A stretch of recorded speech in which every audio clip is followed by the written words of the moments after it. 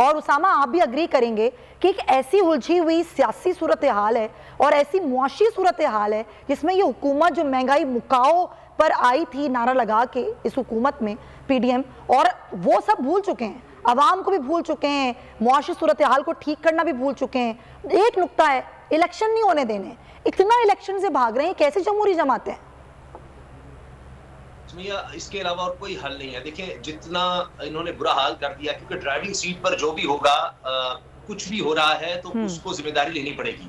क्या जरूरत थी रजीम चेंज वगैरह वाला मामला? इमरान खान साहब की हुकूमत को इसलिए गिराया कि कोई तैनाती करनी थी, अपने केसेस खत्म करने थे। अच्छा, उसके बाद आपसे गलती हो गई, उसको संभालने की जरूरत थी, उसमें और गलतियां करते चले गए। बिल्कुल उस जवारी की तरह के जो पहले कुछ चीज रकम हारता है और कहता नहीं अब मैं जीत जाऊंगा, फिर कोई अपनी सवारी रख देता, कहता अब हार गया अब जीत जाऊंगा, फिर वो अपना घर भी सब मलकियत लुटा देता है। ये वो करते चले गए। इमरान खान के खिलाफ केसेस बनाना शुरू कर दिए कि अच्छा इससे काम ठीक हो जाएगा। इंसानी हकूक की खिलाफ वर्जियां शुरू कर दी, लोगों को उठाओ, साफियों को पकड़ो, बंद करो, सब करना शुरू कर दिया। मईशत नीचे जाना शुरू हो गई। अच्छा, उसके बाद आप देखें कि इदारों में टकराव। अब जब ये बात आ गई करते करते यहाँ तक आया कि जी असम्बलियां तहलील करे, सारे कहते रहे इमरान खान असम्बलियां तहलील करे, हम इलेक्शन में चले जाएंगे, हम इलेक्शन में चले जाएंगे। अच्छा जी, वो भी हो गई, तो बाद इलेक्शन से भाग गए। अब ये आप एक तो इंस्टीट्यूशंस के दरमियान, इदारों के दरमियान इन्होंने टकराव पैदा कर दिया। रियासत की जो सुतून होते हैं, बुनियाद जहाँ होती है, उनको हिला कर रख दिया सिर्फ अपने जाती मफाद के लिए। वहां इदारों को आपस में टकरा दिया। अच्छा, यही नहीं कि इदारे आपस में टकराए हुए हैं, इदारों के अंदर भी टकराव इन्होंने पैदा कर दिया कि अच्छा आप ये कर दें, वो कर दें, यानी डिवाइड करने के चक्कर में ये समझ रहे हैं कि अच्छा हम अंदर से करेंगे, फलां इदारे में लड़ाई करा दो, फलां में करा दो, पार्लियामेंट को अपने जाती इस्तेमाल के लिए उससे करारदादे पास करवा दो, उसकी कोई कानूनी हैसियत नहीं है। लेकिन हो क्या रहा है उससे अदम इस्तेहकाम बढ़ रहा है।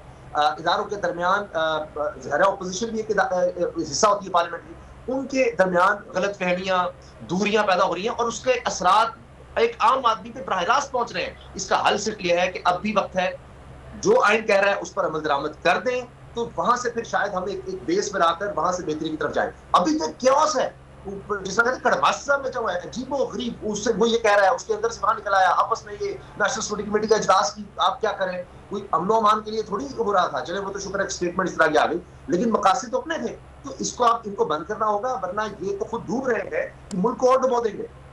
लेकिन वही वाली बात है ना गुस्सामा, इसको बंद कौन करेगा? और सबसे बड़ा सवाल ये है कि वाकईतन कोई इस जो कियोस है इसको ठीक करना चाहता है? आपको लगता है कि हम लोग अगले चंद माह में भी इस सूरत हाल से निकल पाएंगे, या कोई निकाल सकता है हमें इस सूरत हाल से?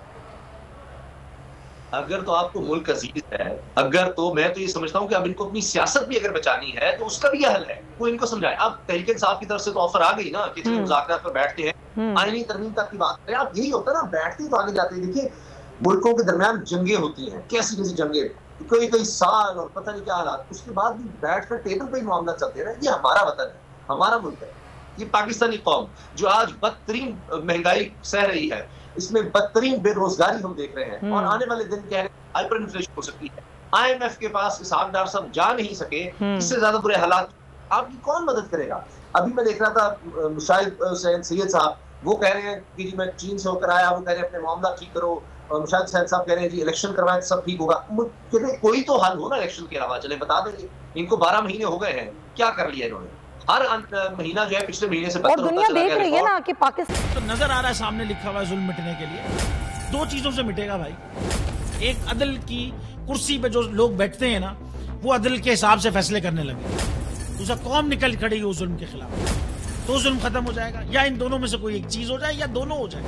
अगर 420 का मुकदमा था, उस वक्त अदलिया में जो लोग बैठे हुए केस देख रहे थे, वो पूछते ना यार चीट हुआ कौन है। जब उनको दिखता कोई चीट नहीं हुआ, केस खत्म कर देते। तो जालिम जुल्म कर ही नहीं पाता। 9 जजेस ने नोट बिफोर किया मेरे केस को यार, 1.5 साल चला।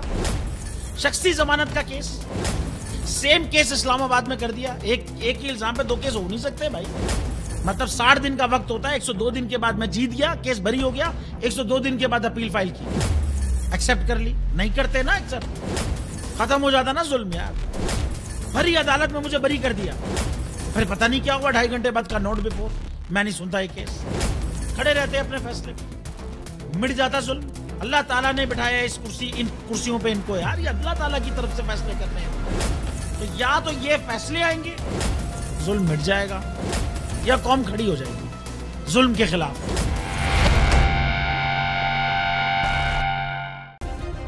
सब्सक्राइब करें और बेल दबाएं ताकि कोई खबर रह न जाए।